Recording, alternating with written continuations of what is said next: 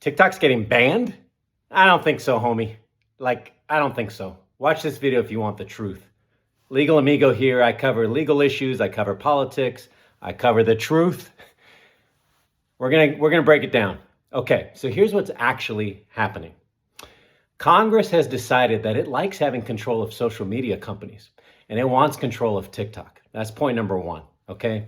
That's simple. We can get into that in another video. I think you all know what I mean there. Point number two, the war hawks, the warmongers, the folks who want to make China a big boogeyman, want to make them even more of an enemy than they are really invested in this. Check out Senator Mark Warner. Check out statements he has made about China. They really love having some enemy that they have to then invest in the military-industrial complex to be prepared to defend against.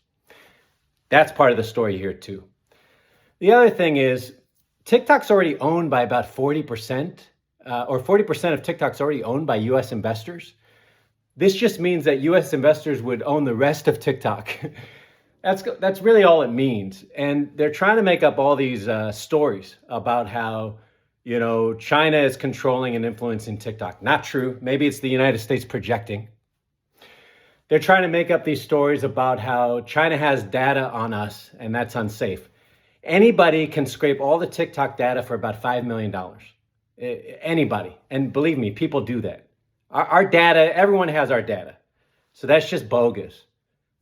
Even if you look at Israel and Palestine, there were a lot of folks who were up in arms about purportedly TikTok being biased on the Israeli-Palestinian issue, when in actuality, it was just young people saying, we don't want genocide.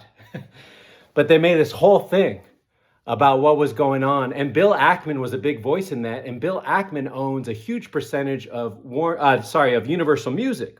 And if you remember, Universal Music pulled their music from TikTok. Did Bill Ackman's ownership and influence have anything to do with that?